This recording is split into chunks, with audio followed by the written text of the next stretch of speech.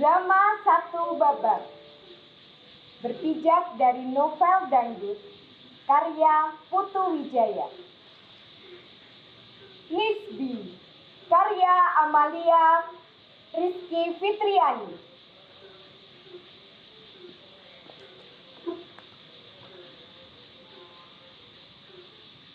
Sinopsis. Seorang redaktur bernama Mala diterpa masalah bertubi-tubi. Mala menolak untuk menerbitkan buku yang sifatnya subversif.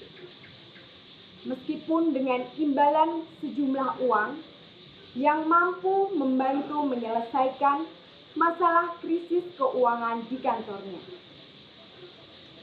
Pendirian Mala yang tetap tidak mau terlibat pada kasus penerbitan buku tersebut membuat hidupnya berada di ujung tanduk. Ancaman pembunuhan terus mengintai dirinya dan Nora, istri yang dia cintai. Mala dijebloskan ke dalam penjara dengan tuduhan keterlibatannya dalam kasus penggelapan uang sebesar 400 miliar, pembunuhan Midori, dan penganiayaan.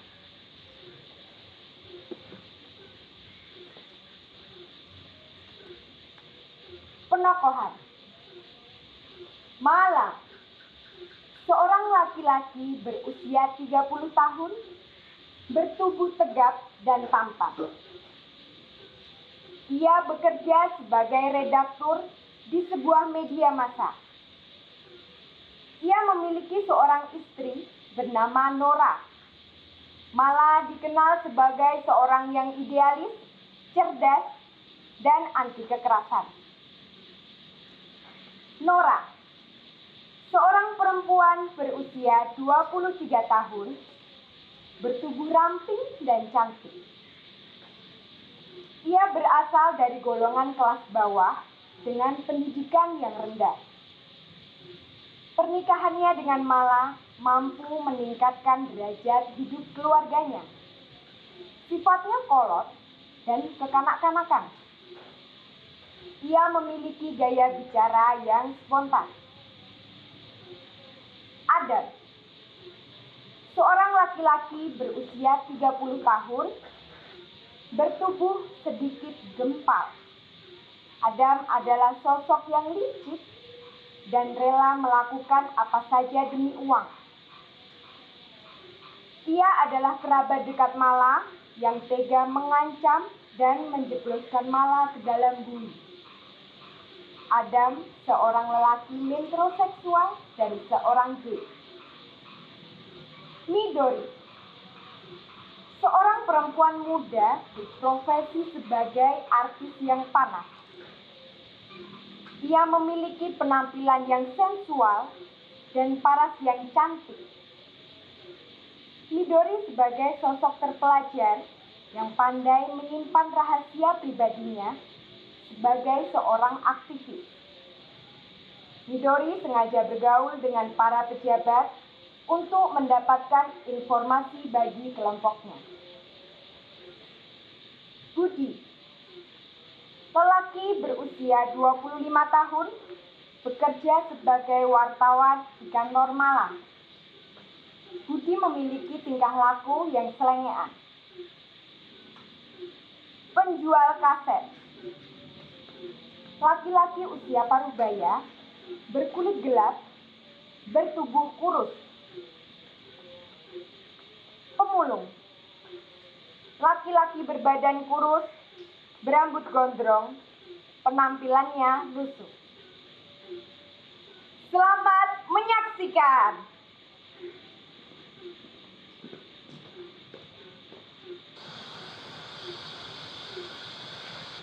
Alhamdulillahi Rabbil Alamin. Allahumma salli ala Sayyidina Muhammad wa ala ali Sayyidina Muhammad. Pemirsa yang dimuliakan. Ya Rasulullah, takut indikan hasil investigasi tim Kijang Putih. Investigasi independen bentukan beberapa warga.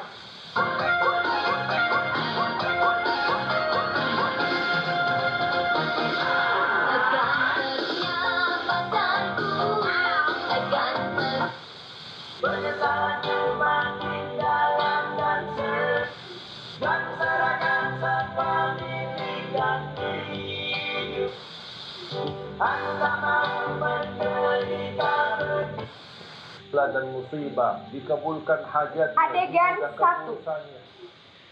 Lampu panggung menyala, menerangi trotoar yang begitu kumuh.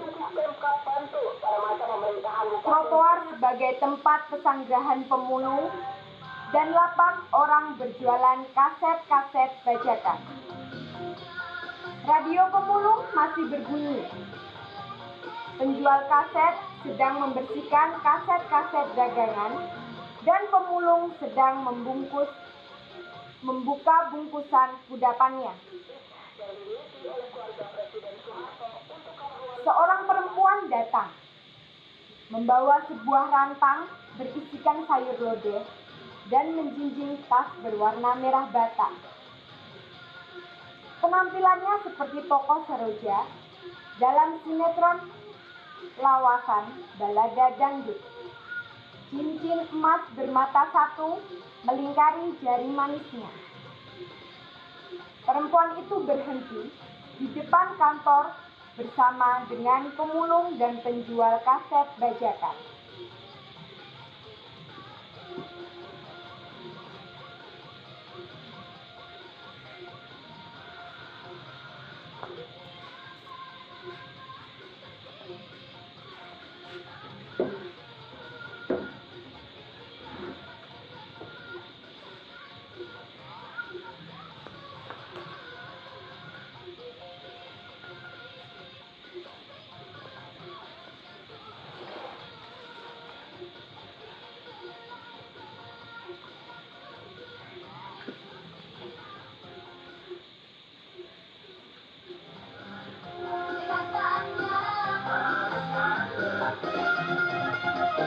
Menunggu siapa, Mbak?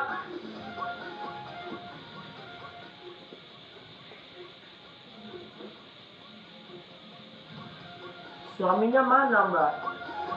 Menunjuk ke dalam gedung dengan gerakan kepala.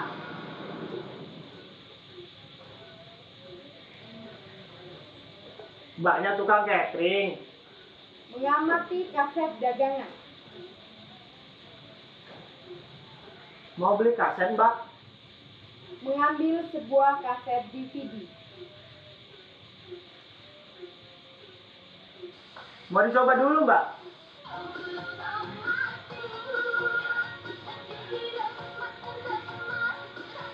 Penjual kaset memberi isyarat kepada pemulung untuk mematikan radionya. Hei,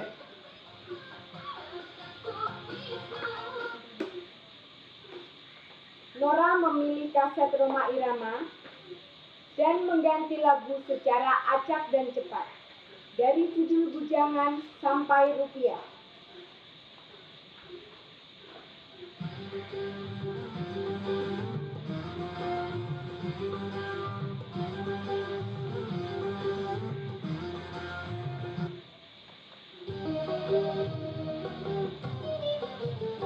Kalau mau melacur, harus pakai uang. Kalau mau pergi, harus pakai uang. Rumah megah, bermobil mewah, itu tujuan banyak manusia.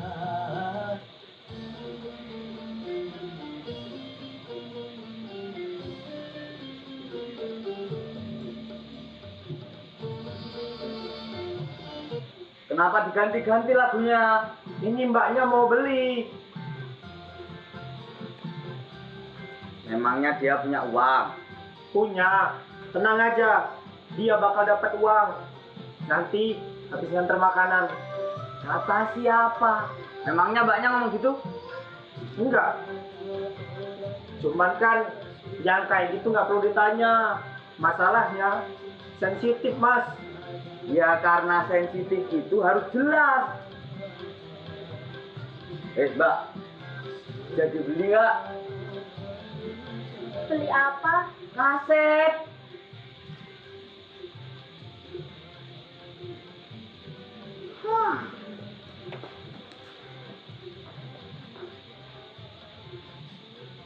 Lagu Rhoma Irama samar-samar terdengar.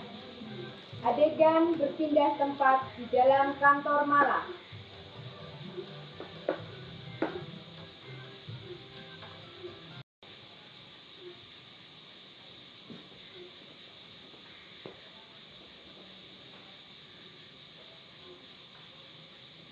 Adegan 2. Dari dalam ruangan kantor, Mala dan Adam melihat keributan Nora dan pemulung dari jendela ruangan yang menembus keluar. Ruangan kantor yang sebagian dinding dan pintunya terdiri dari kaca, dipenuhi lemari besi berwarna silver dan rak-rak besi berwarna biru telur asin berisikan arsip-arsip. Di dalam ruangan itu terdapat satu meja panjang dengan beberapa kursi dan sebuah meja kerja dengan perangkat lengkap, komputer tabung, serta telepon kabel.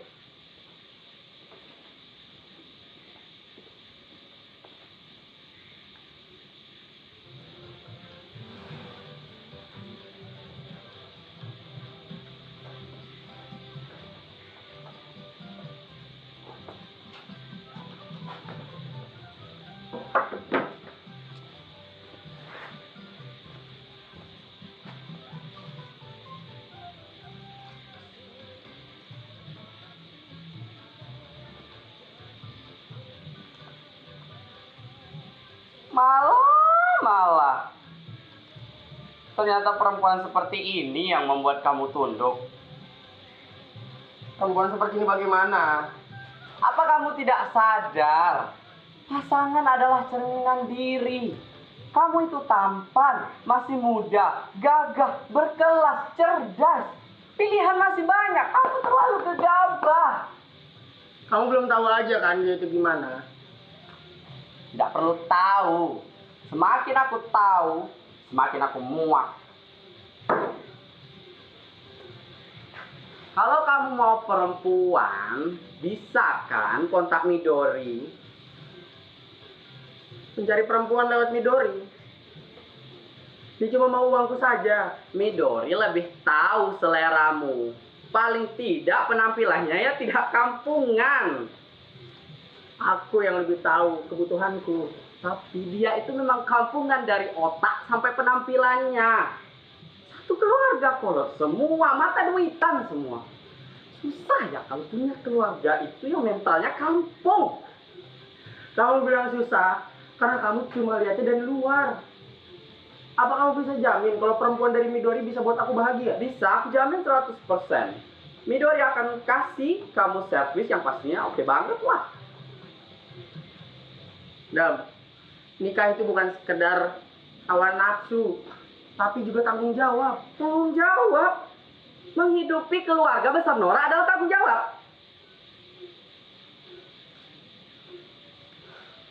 Kamu itu terpaksa tidur di kantor, sementara mereka asik menikmati fasilitas di rumah. Itu sudah seperti hukum alam. Ketika kita menikahi seseorang, sama saja kita menikahi keluarganya, teman-temannya, juga lingkungannya. Oke, mungkin aku nggak terlalu mengerti sama kehidupan berumah tangga. Tapi malah itu sudah di luar batas. Ini tuh tidak adil. Nora tidak melakukan hal sebaliknya. Dia tidak menikahi keluargamu, teman-temanmu, lingkunganmu. Terus apa? Apa yang kamu dapati dari pernikahan?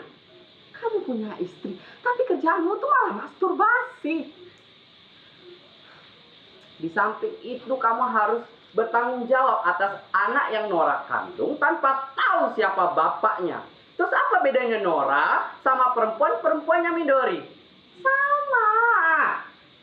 Perempuan zaman sekarang tuh emang susah buat jaga harga diri. Adam, menikah bukan menjadi siapa yang paling untung atau yang paling rugi. Menilai perempuan juga tidak bisa kamu pukul rata begitu. Kamu harus bisa menilai dari berbagai macam sudut pandang. Bukan hanya dari sudut pandang selangkangan. Adam. Malah, mereka itu orang-orang kampung. Kita ini orang-orang terdidik. Mereka itu berbeda denganmu, berbeda dengan kita. Bisa-bisanya mereka menipu, menindas, memperas, dan memperbudak seorang terdidik sepertimu dengan topeng kebodohan. Iya, realita hari ini memang seperti itu. Banyak kaum terdidik yang justru menjadi sapi perah dari keserakahan. Tapi khusus untuk ini, memang tidak bisa dicari dengan logika, Dam. Mencintai ternyata lebih indah dari dicintai. Ya setidaknya kamu harus tetap mencintai dirimu sendiri dulu malah. Mencintai Nora adalah caraku mencintai diriku sendiri, Adam. Aduh, kamu tuh udah seperti kena pelet, tau gak sih? Kamu tuh orang yang cerdas. Hah?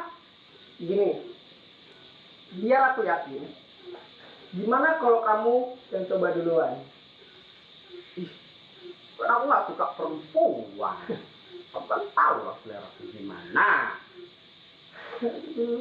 Jangan ya. Oh iya, ngomong-ngomong soal Midori,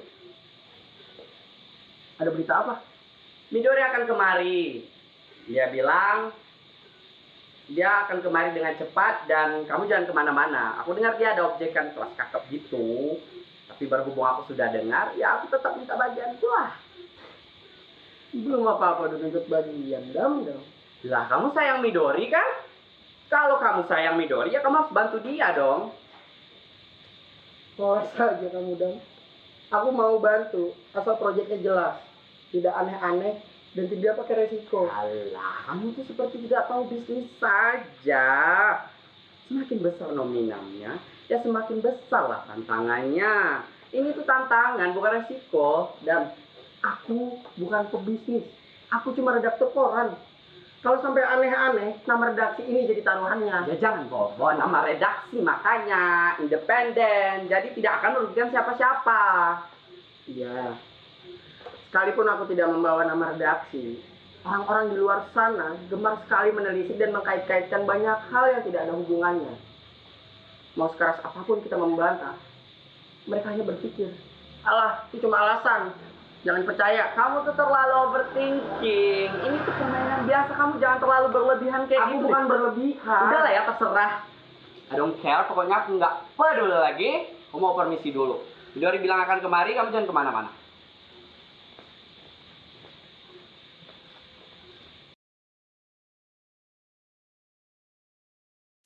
Adegan 3. Nora masuk ke dalam ruang kerja Mala dan berpapasan dengan Adam. Adam menatap dengan tatapan yang sinis, sementara Nora melihat Adam dengan tatapan lugunya. Mata Mala berbinar melihat kedatangan Nora yang telah ia tunggu seminggu lamanya. Mala mencoba meredam segala gejolak yang ada pada dirinya.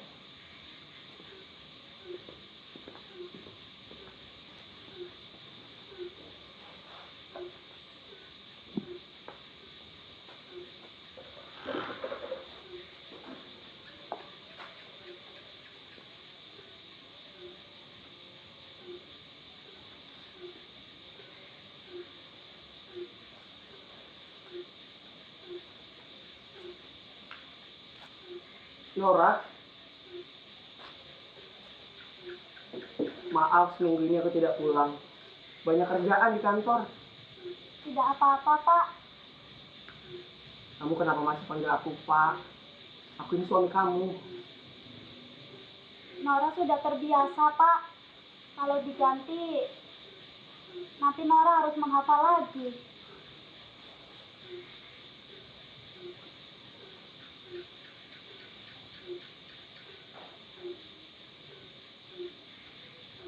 Pak Mala, ini Nora kan?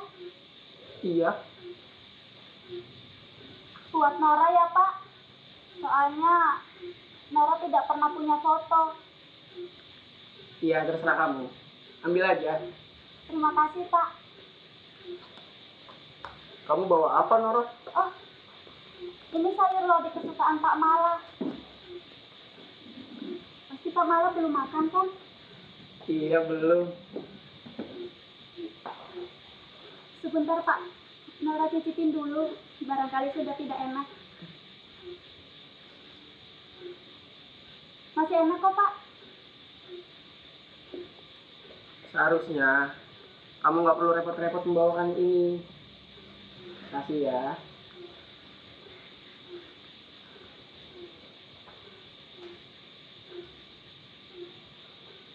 Apa makanannya tidak enak? Bukan begitu, Nora. Seharusnya kita bisa makan di luar saja. Kamu tidak perlu repot-repot. Tidak, Pak. Oh iya. Ada apa kamu sampai menyusul kemari? Nora ada perlu, Pak. Kamu butuh uang? Iya, Berapa? 400. Kamu ingin beli apa, Nora? Bukan beli, Pak. Tapi pergi. Pergi kemana? Nora belum tahu. Kamu harus tahu, Nora, kalau pengen pergi. Saya belum tahu, Pak. Berapa lama? Seumur hidup. Kamu jangan putus asa begitu dong, Nora. Saya tidak putus asa, Pak. Apa kamu sakit? Kemarin saya sempat sakit. Tapi sudah sembuh kok, dikerokin nenek. Jangan pergi dulu kalau belum benar-benar sembuh. Tidak bisa, Pak. Saya harus segera pamitan. Kenapa harus? Tidak tahu. Kamu harus tahu siapa yang menyuruh. Tidak ada, Pak. Kapan kamu mau pergi? Hari ini Hari ini jam berapa? jam 3 sore. Kenapa kamu baru bilang sekarang? Nora baru sempat sekarang, Pak. Kemarin saya sibuk bantu hajat tetangga. Aku suami kamu. Kamu tahu kan? Iya, Pak, tahu. Kalau suami tidak mengizinkan, maka kamu tidak boleh pergi. Tidak bisa, Pak. Aku yang mengantar kalau begitu. Tidak perlu. Lalu dengan siapa kamu pergi? Bapak Ibu Ngapain? kawin. Suasana menjadi hening. Mala terduduk lemas. Nora berdiri untuk permisi berjalan mendekati pintu.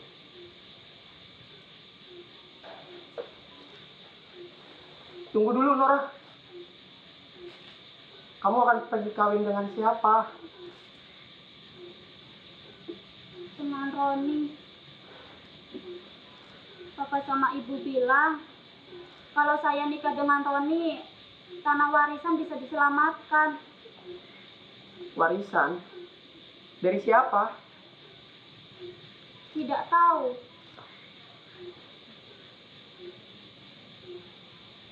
Kamu tahu apa itu kawin?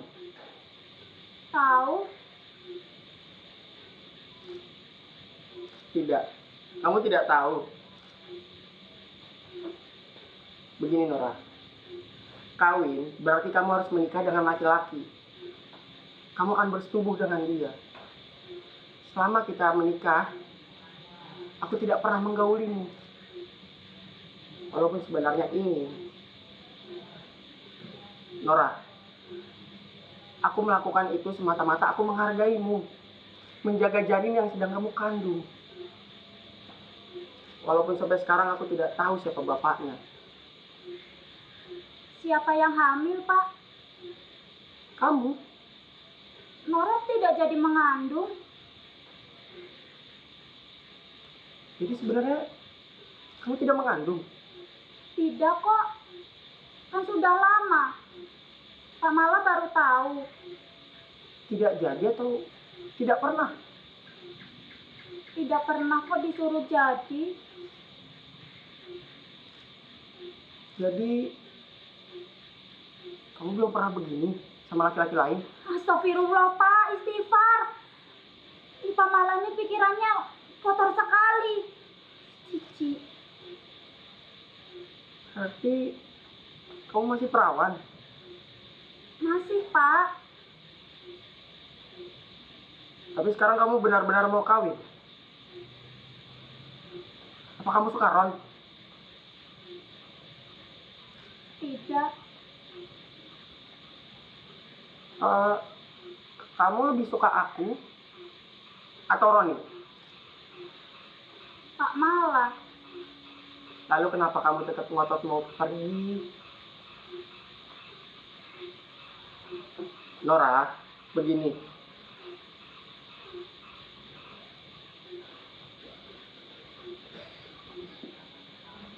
Seumur-umur, saya tidak pernah mau mengatakan ini. Tapi kali ini harus. Kamu tahu kan, dari dulu aku menyayangimu, bahkan sebelum kita menikah. Kamu tahu kan? Tahu, Pak. Lalu kenapa kamu tetap akan pergi? Apa aku sudah melakukan kesalahan? Kamu jangan terus diam dong, Nora. Nora, sebagai perempuan, kamu bebas untuk memilih jalan hidupmu. Kamu tidak bisa terus diatur oleh bapakmu. Kamu hanya akan diperalat oleh orang tuamu untuk mendapatkan harta, Nora. Kamu perempuan yang berharga. Kamu berhak untuk berkata tidak. Kamu bisa menolak. Tanpa mengetuk pintu, Dori masuk.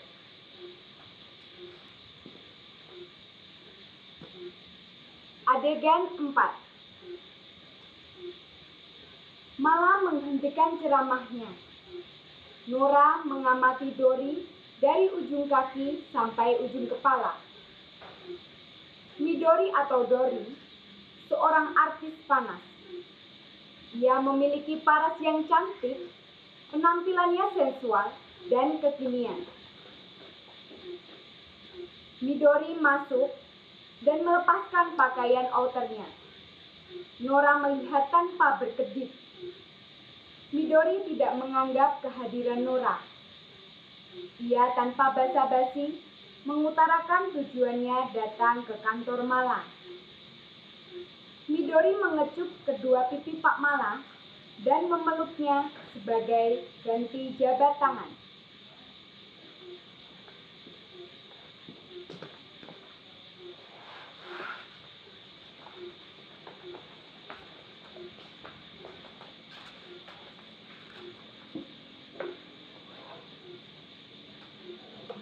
Udah cek saldo rekening? Ada apa ini? Urusan proyek? Adam pasti udah kesini ya? Iya. Katanya kamu bakal kesini. Makanya aku tidak kemana-mana. Pasti Benjon itu udah cerita semuanya. Tapi kamu siap kan? Iya, aku siap bantu kamu. Tapi kamu harus jelaskan dulu. Ini proyek apa? Gampang. Aku butuh bantuanmu untuk menerbitkan buku.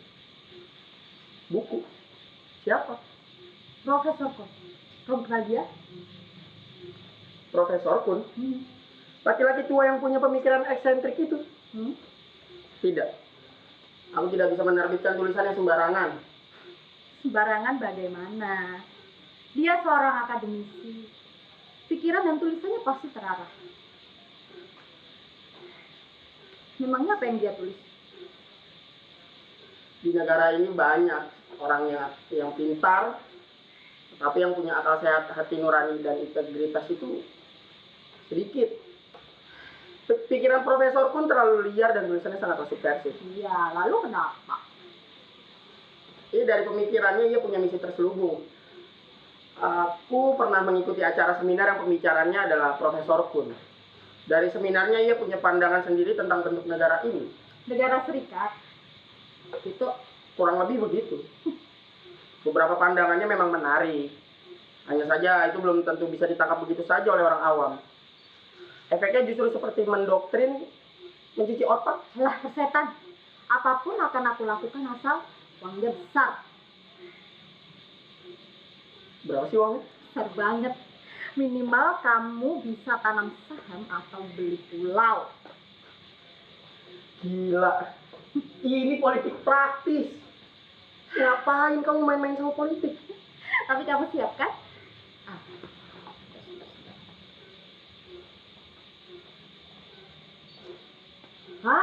Ini sudah dikirimnya.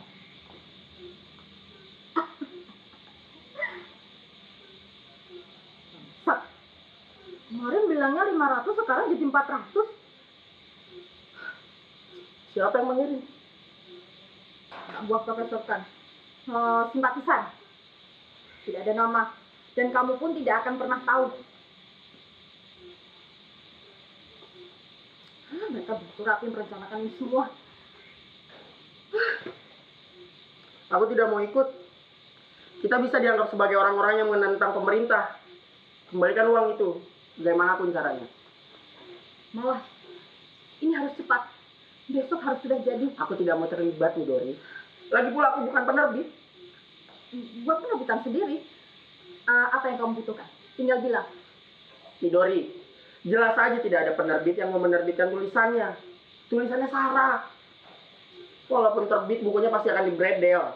Penerbitan akan dibekukan. Ini masalah kredibilitas. Selain itu, jika tulisan ini beredar secara luas, kamu bisa bayangkan betapa porak-porandanya politik di kemudian hari.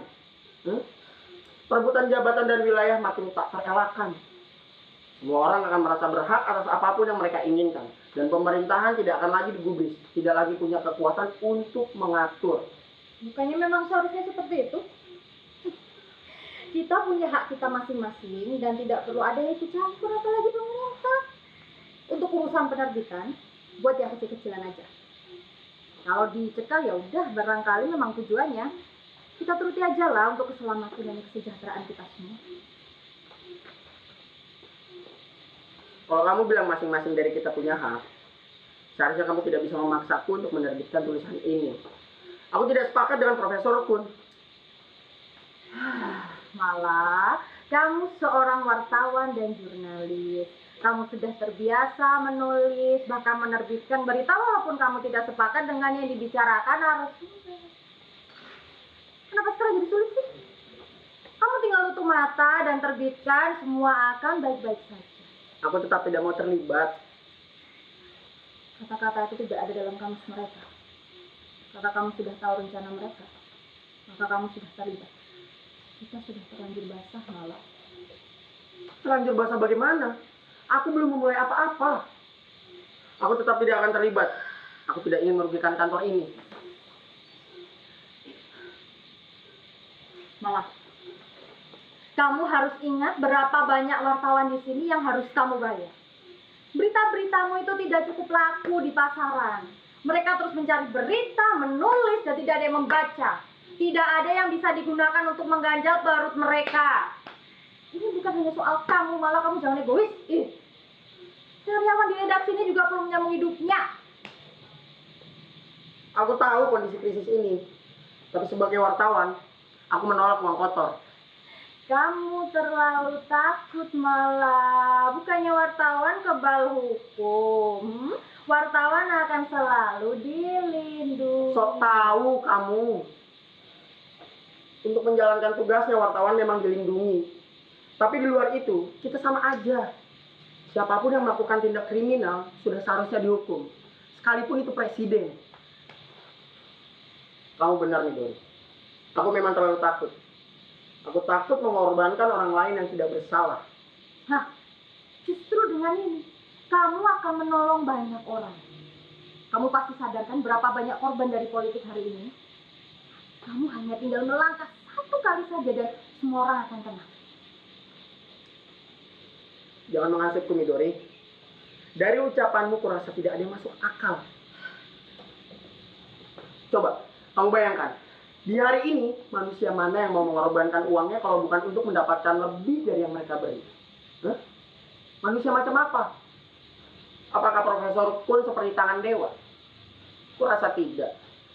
Murah sekali dia membeli negara ini dengan uang 400 miliar. Hei, Profesor Kun seorang akademisi yang religius. Dia tak sembahyang 5 kali sehari. Setelah ini kamu akan bilang Profesor Kun gemar menggunakan gamis, begitu? Midori, keagamaan tidak bisa kamu jadikan kambing hitam dari persoalan kotor seperti ini.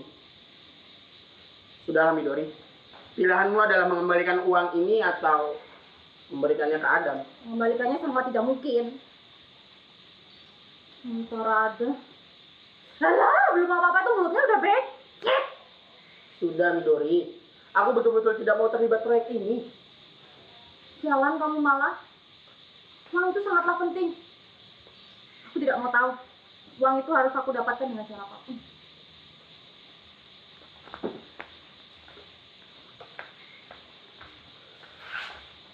Midori keluar dari ruangan membawa outernya tanpa sempat digunakan.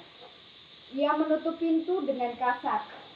Nora tiba-tiba memicingkan matanya kepada Mala. Ia merasa cemburu dengan Midori.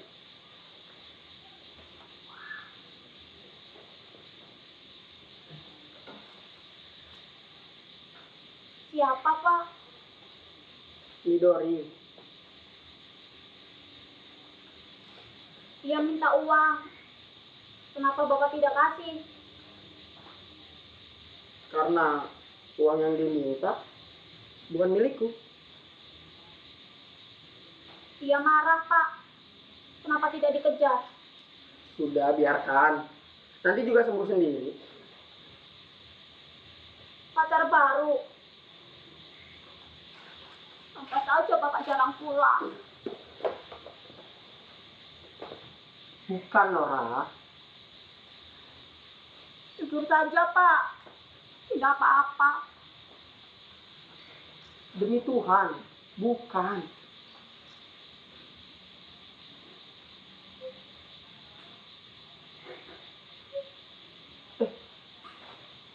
Kamu kenapa menjadi menangis seperti ini? Habisnya Pak malah punya pacar baru. Padahal Nora masih di sini. Aku benci perempuan itu. Kenapa? Dia sebenarnya orang baik. Midori dan Adam adalah sahabat baikku. Kamu jangan khawatir ya. Kenapa Pak malah masih belain Midori? Dasar perempuan genit. Beraninya dia pengganggu suami orang. Suami?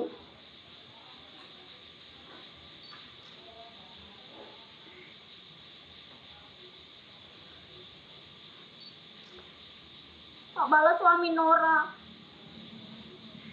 Benar kan?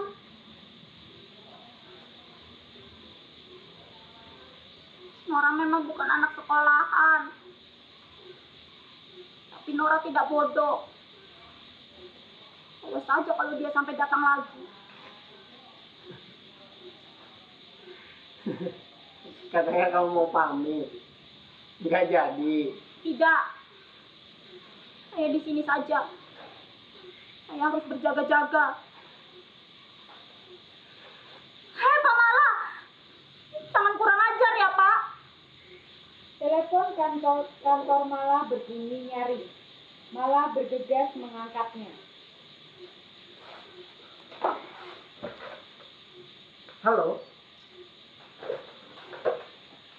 Pembicaraan seperti ini tidak bisa dilakukan melalui telepon kantor. Bagaimana kalau ada yang mendengar? Apa? Tidak.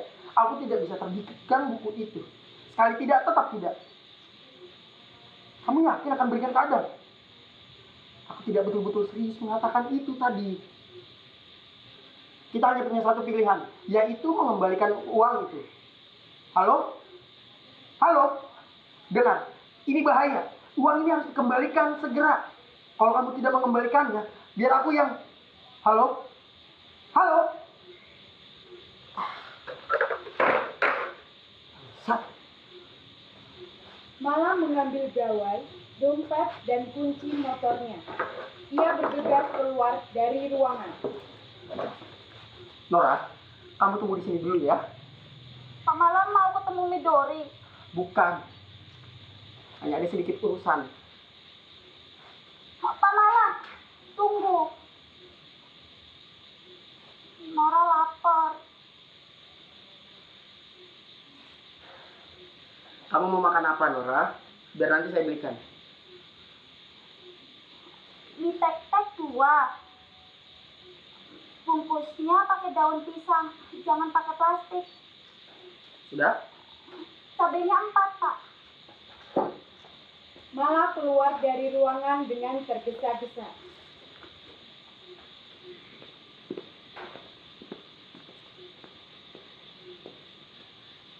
Adegan 5. Nora berada sendiri di ruangan Mala. Ia melihat ke arah nasi dan sayur lodeh yang tidak sempat dihabiskan Mala dan mencicipinya lagi. Nora membuang sayur lodeh itu karena sudah tidak layak dimakan. Ia mencuci rantang dengan pasta gigi di wastafel ruangan Mala. Telepon di atas meja kerja Mala berkali-kali berdering. Nora hanya mengamati telepon kabel yang berbunyi. Telepon berbunyi makin sering. Nora mencoba mengangkatnya. Ia mengangkat gagang telepon perlahan dan menempelkan ke telinganya. Nora mendengarkan suara dari telepon.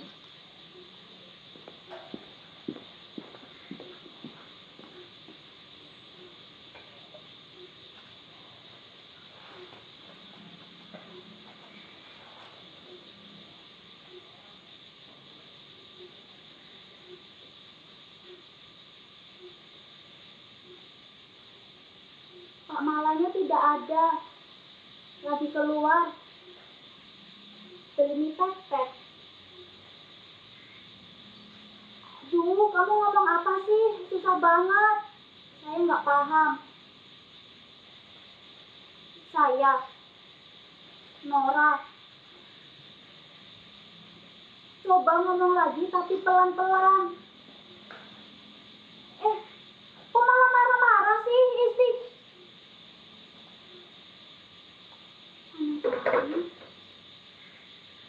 Malah datang dengan wajah pucat dan nafas yang tersengal-sengal. Matanya langsung tertuju pada telepon di meja kerjanya. Nora melihat ke arah Mala yang tidak membawa bungkusan.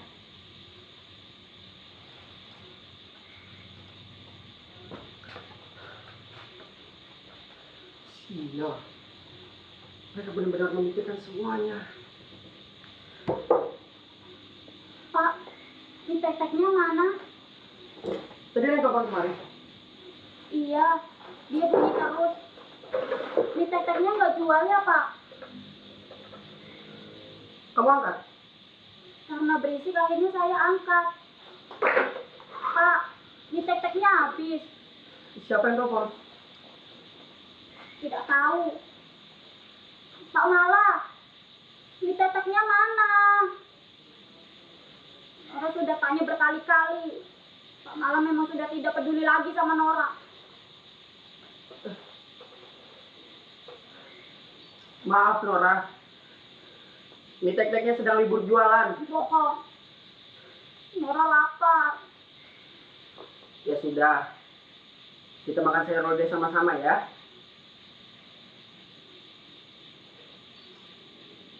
Sayur lodehnya kamu habiskan. Sudah saya buang. Sudah basi. Kenapa tadi masih dimakan? Katamu tadi masih enak sayurnya. Ya memangnya Bapak tidak tahu rasa makanan basi.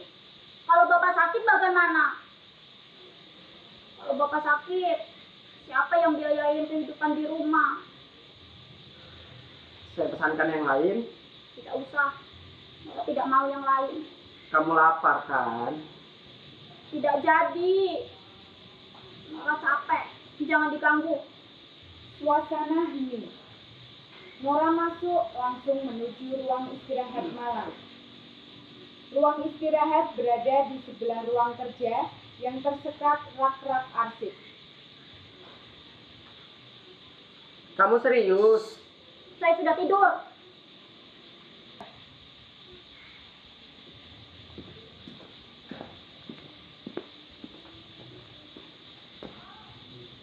Adegan 6. Hari semakin larut. Mala menenggelamkan dirinya pada lembar berita sembari mengawang-awang kejadian hari ini. Pemulung mulai menata tempat tidurnya di dalam gerobak. Penjual kaset mulai memberesi dagangannya. Mala terlihat gusar dan berkali-kali menarik nafas panjang. Mala memutuskan untuk menghubungi Midori berkali-kali, tetapi tidak ada jawaban. Mala menjejerkan gawainya di sebelah telepon kabel di meja, berharap Midori segera menghubunginya. Tanpa mengetuk pintu, Adam membuka pintu ruangan Mala. Air mukanya tidak seperti tadi pagi. Mereka saling memandang dengan waspada.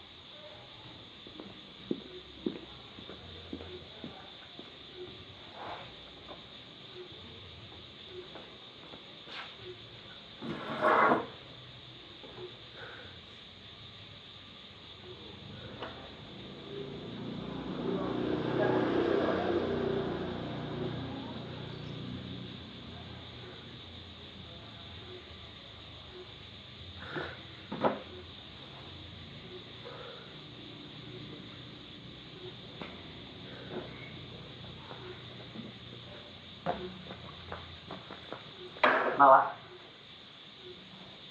Ada apa, Dam? aku ingin bicara baik-baik denganmu.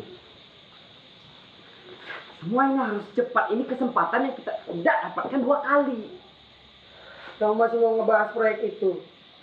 Aku sudah menolaknya. Malah bohong. Kamu tuh penipu malah. Demi Tuhan, aku tidak akan pernah berbohong. Nora terbangun mendengarkan percakapan Mala dan Adam dari balik sekam. Sudah berapa banyak uang yang kamu pakai? Aku belum menyentuhnya sama sekali. Alah, jangan berlagak bodoh malah. Kalau kamu mendepositokannya, sudah berapa rupiah yang mengalir sejak tadi? Aku tidak berani melakukannya. Itu bukan hakku, apalagi jadi hakmu. Aku tidak melakukan apa-apa. Sejak tadi aku masih di sini. Alah bohong. Midori bilang kamu tidak mengangkat teleponnya. Kapan dia menelpon? Kamu betul-betul munafik ya. Harus berapa kali aku mengucap demi Tuhan? Gini ya, aku tuh tahu kebiasaanmu yang menghindari orang-orang lewat telepon malah. Kamu tuh emang pengecut. Gini, aku tidak mau bertele-tele. Dori sudah memasrahkan proyek ini kepadaku. Tidak, Adam. Kita semua tidak boleh terlibat dalam proyek ini. Pindah tangankan uang itu sekarang. Aku menolak. Yang harus kita lakukan adalah memberikannya. Kita harus hubungi Midori. Dia adalah kunci dari uang itu. Mala mengambil gawainya dan direbut oleh Adam. Dori sudah tidak bisa menghubungi. Kalau kamu menghubunginya sekarang, dia akan dalam bahaya besar. Kan? Sudah aku bilang gak usah ikut campur dalam urusan politik. Kita tahu apa. Sekalipun kita tidak melakukan apa-apa, kita akan jadi salah hanya karena kita sedikit tahu rencana mereka. Kalau Dori dalam bahaya, berarti kita juga. Tidak akan jadi bahaya kalau uang itu kamu pindah tangankan Tidak. ke rekeningku. Tidak. Harus bersikeras untuk. Aku harus bersikeras untuk membalikannya. Yaudah, terserah. Aku udah bilang baik-baik. Adam membiarkan 3 lelaki kekar membuka dingin masuk ke dalam ruangan. 2 orang laki-laki menyerang Mala, mengunci tangan Mala ke belakang, dan menjatuhkan setengah badannya di atas meja. Rambut Mala ditarik sampai mendongak ke atas. Seorang laki-laki yang satunya menyodorkan cek kosong untuk ditandatangani.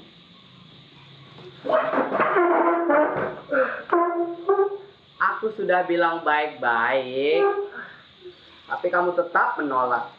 Aku akan tetap menolaknya. Seorang laki-laki yang memegangi Mala menjulurkan pisau ke leher Mala. Darah dari leher Mala mulai menetes.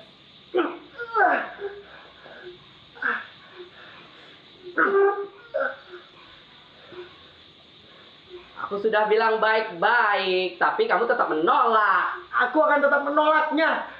Meskipun aku harus mati. Nora mengintip kejadian itu dari balik rak. Nora tidak sengaja menjatuhkan salah satu arsip dari rak itu. Semua orang spontan menoleh ke arah datangnya suara. Siapa yang sedang kamu sembunyikan? Kamu menjebakku. Adam mengisyaratkan salah satu anak buahnya untuk melihat di balik rak. Lelaki itu menyeret Nora dengan kasar. Nora meronta-ronta dan berteriak meminta tolong sebelum mulutnya disekap. Lelaki itu menahan tubuh Nora dengan mendekapnya. Nora masih terus meronta-ronta.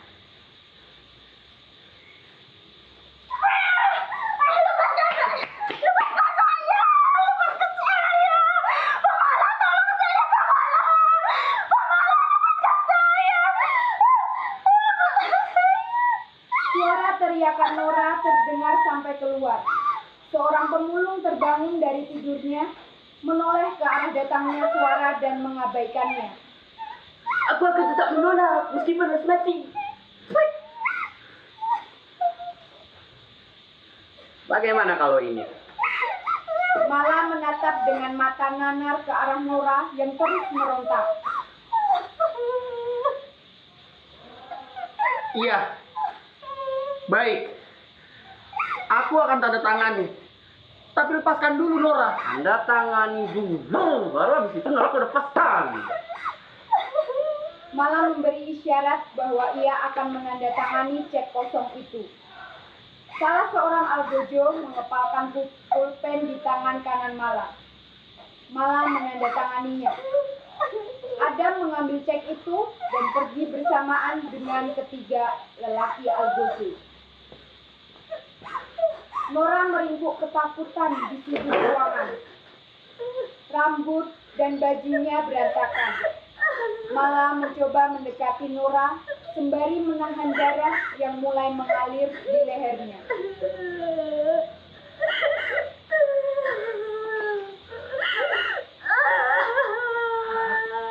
Nora. Maafkan aku ya. Tenang Nora. Mereka sudah pergi. Sudah aman sekarang.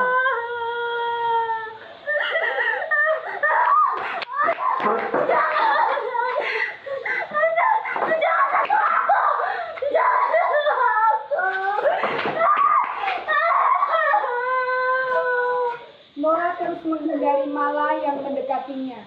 Ia melemparkan barang-barang yang ada di dekatnya. Nora berusaha keluar. Mala terus menahannya. Nora semakin histeris. Ia berhasil meraih gagang pintu dan berlari keluar. Mala menahan langkahnya untuk mengejar Nora. Nora keluar dari gedung sambil menangis dengan keadaan acak-acakan. Pemulung yang terbangun melihat Nora melintas.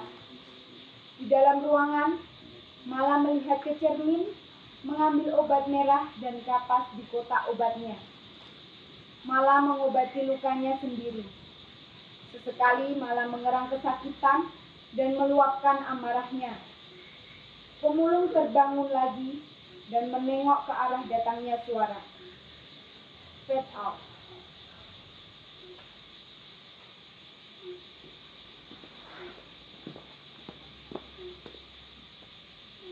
Adegan 7. Suasana malam berubah menjadi suasana pagi hari, ditandai dengan perubahan cahaya lampu panggung. Sinar matahari masuk dari jendela menyorot tepat ke muka Mala yang masih tertidur. Suara sayup-sayup lagu dangdut rupiah Rhoma Irama terdengar dari arah penjual kaset di luar gedung. Terdengar ketukan pintu ruangan Mala, kemudian selembar kertas diselipkan melalui sela bagian bawah pintu. Mala berjalan menuju pintu dan membukanya sedikit untuk mengintip.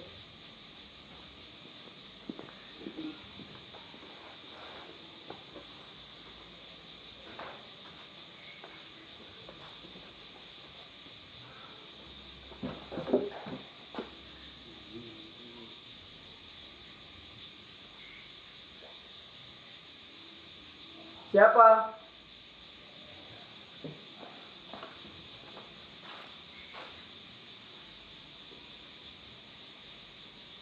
Ada surat.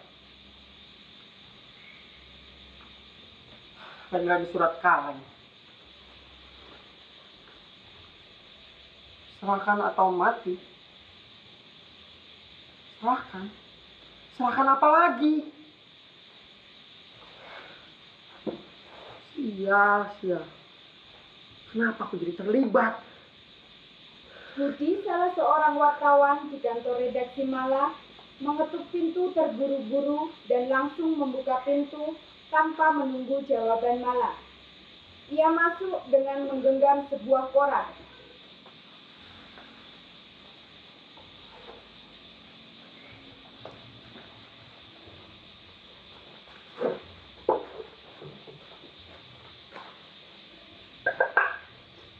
Maaf Pak mengganggu. Wow. Berantakan sekali. Ada apa, Bud? Ada apa dengan ruangan Pak Mala? Apa perlu saya panggilkan Pak Amin untuk membersihkannya?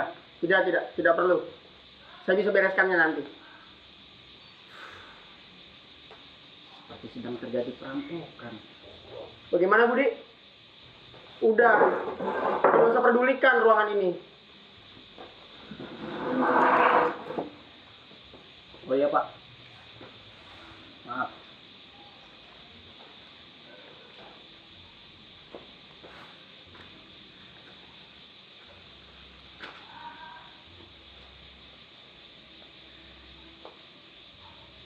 Bapak mengenal semua nama yang ada di situ. Salah satu mungkin, misalnya Midori. Iya. Hanya Midori. Profesor pun Aku tahu, tapi tidak kenal. oke, baik. Seberapa kenal Pak Mala dengan Midori? Dan seberapa tahu Pak Mala tentang Profesor Kun? Sebentar. Kamu sedang mewawancari saya? Oh, maaf. Bukan Pak. Saya hanya bertanya. Sejujurnya saya juga baru tahu berita ini. Kenapa beritanya cepat tersebar? Di mana Pak?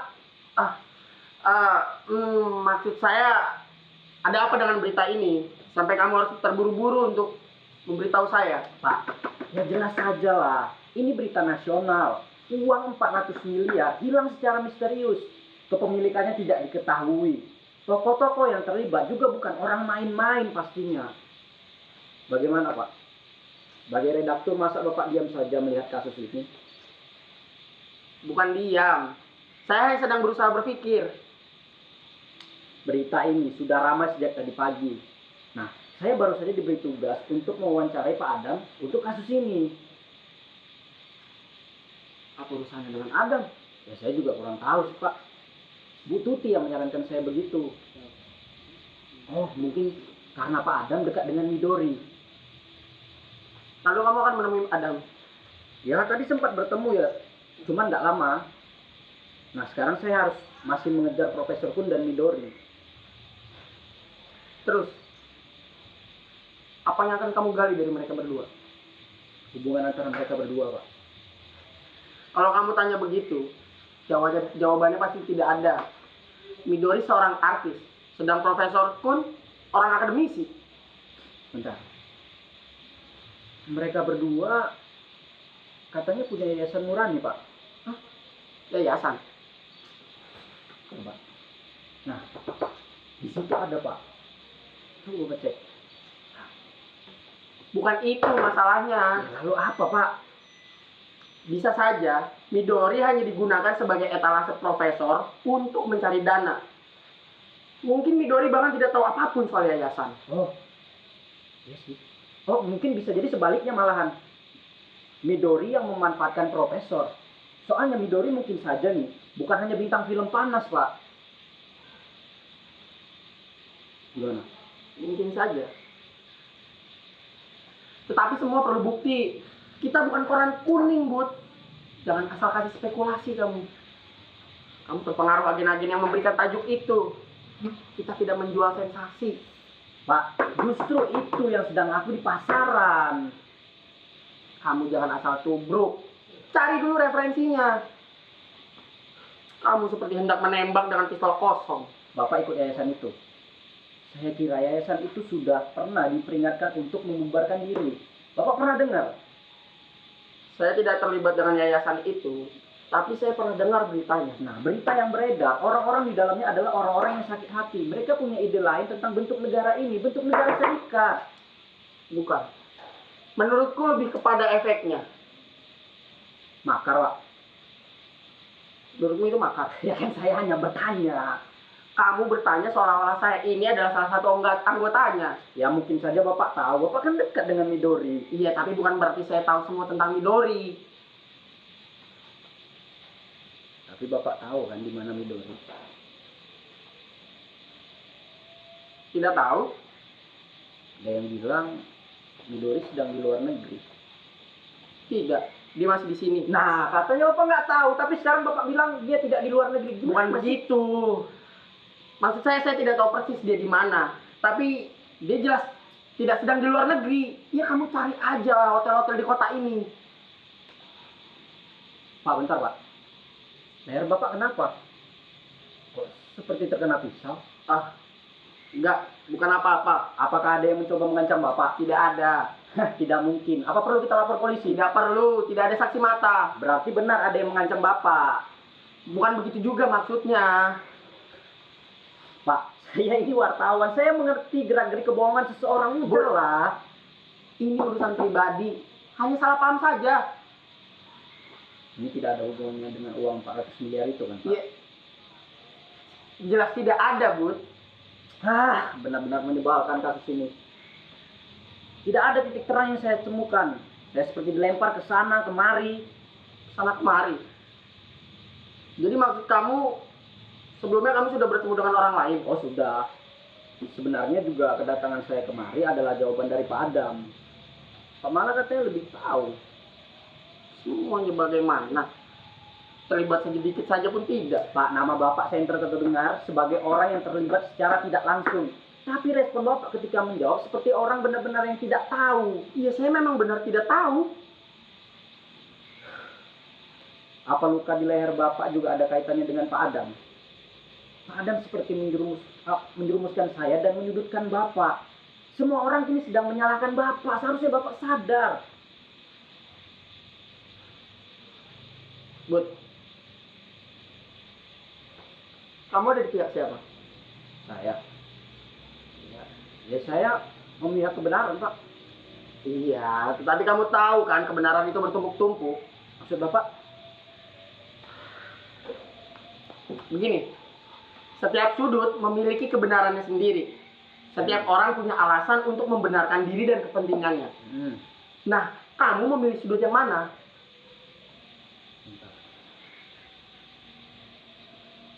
Ya saya memilih sudut saya sendiri, Pak. Bagus. Berarti kamu punya sikap. Kalau Bapak gimana? Ya, saya tidak punya sudut. Ya kalau begitu Bapak pelin-pelan. Boleh dibilang begitu. Saya selalu memilih kebenaran yang paling tepat. Begitu tidak tepat lagi ya saya tinggalkan. Itu bukan kasus interest, Pak.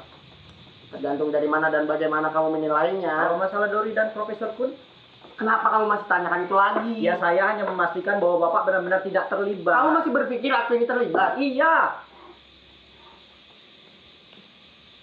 Saya tidak tahu. Buktikan dulu kalau memang saya terlibat. Budi ketakutan melihat Mala sudah naik pitam. Budi undur diri tanpa pamit. Gawai Mala berbunyi, ia menjawab telepon dengan kasar. Halo, apa lagi? Saya sudah lelah. Saya tidak mau terlibat. Ini Bapak. Maaf Pak, maaf sekali. Saya tidak sempat. Apa? Nora panas tinggi. Iya Pak, akan saya bawakan jamu segera. Baik, baik Pak. Iya, saya pulang sekarang. Mala bergegas pergi dengan membawa koper kecilnya yang berisi pakaian kotor untuk dibawa pulang. Gawainya tidak sengaja tertinggal di meja ketika ia sedang membereskan barangannya.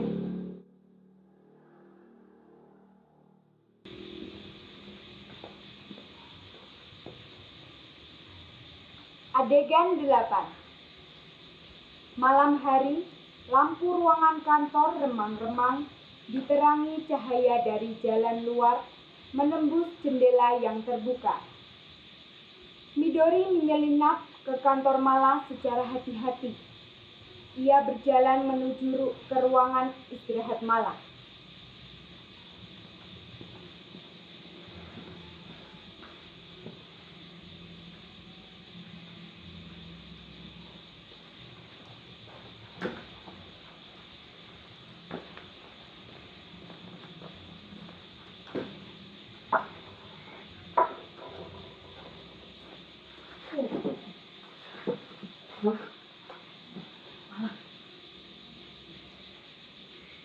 Mala, kamu di sini? Mala, Dinyalakan lampunya Ya. agar bisa melihat dengan jelas. Tepat tebakanku. Kamu kemari juga. Kamu mau bawa uang itu sendiri? aku Iya. membawa uang itu kemana? Uang itu sudah benar-benar hilang. Di mana kamu simpan uang itu, Midori? Di mana?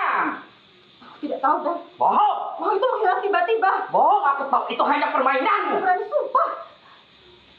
Itu ya. Kamu sengaja mempermainkan aku. Tidak, sama sekali tidak. Adam menarik rambut Midori ke belakang dengan keras. Katakan, Midori. Kau kemanakan uang itu? Aku tidak tahu, demi Tuhan, aku tidak tahu. Aku juga sedang mencari, ya, Bang. Profesor kan juga ikut menghilang. Saat ini semua orang sedang memburu aku, tidak tahu harus mencari di mana. Omong kosong. Kau setan dengan masalahmu. Aku hanya minta bagianku.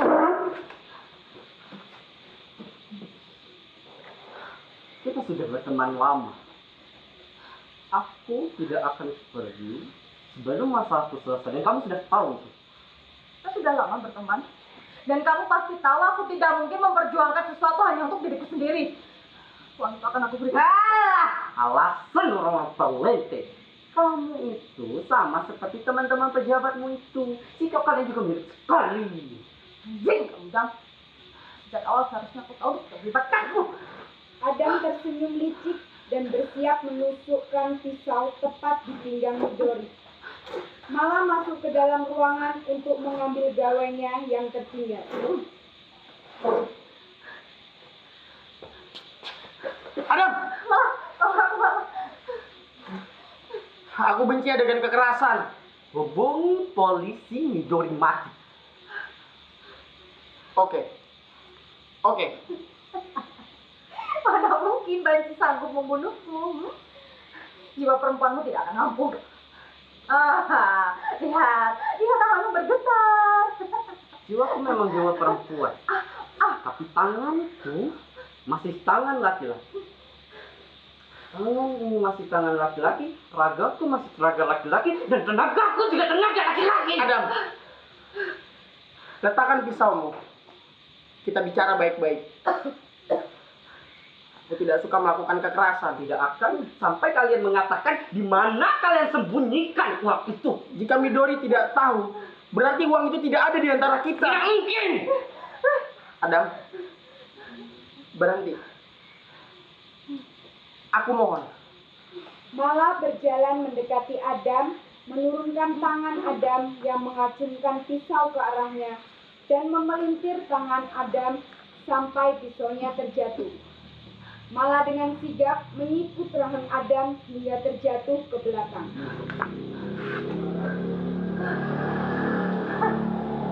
Belajarlah dulu berdiri seperti laki-laki, bukan seperti orang yang menahan kencing. Ayo Midori, kita harus segera pergi. Tunggu. Apa lagi? Semuanya tidak seharusnya terjadi, Dam.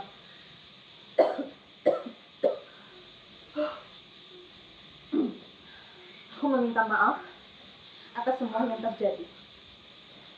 Kita seharusnya bisa saling mendengarkan. Enggak, kata malah politik terlalu berbahaya bagi kita. Mereka terlalu rahasia, terlalu kejam. Di luar sana sudah banyak orang yang menanti untuk menghabisi dan mengadili. Bagi mereka aku akan jadi bom waktu. Maka dari itu aku harus pergi secepat dan sejauh mungkin dari sini. Baiklah Midori, aku akan menolongmu. Maksudmu? Maafkan aku, Dan. Aku bisa pastikan semua ini tidak akan pernah terjadi lagi.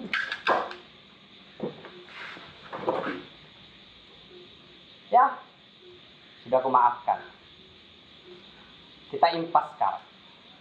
Adam melepaskan 2 peluru tepat di dada Midori. Jasad Midori terdorong ke belakang hingga terjatuh. Suara letupan pistol membangunkan pemulung yang sedang tidur di gerobaknya. Blackout.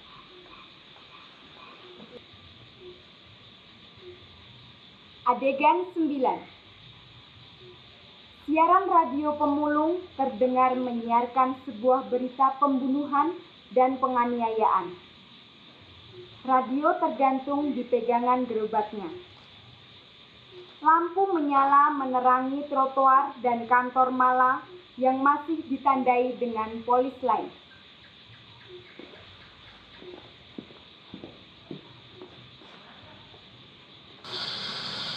Seorang redaktor koran berinisial M akhirnya mengakui perbuatannya setelah dilakukan penyelidikan dan olah TKP.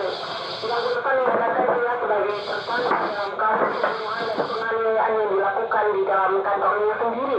Korban penganiayaan meminta adanya perlindungan dari ancaman-ancaman susulan. Sementara ini korban penganiayaan mengaku mengalami trauma berat dan membutuhkan penanganan serius. Berita selanjutnya datang dari Kabupaten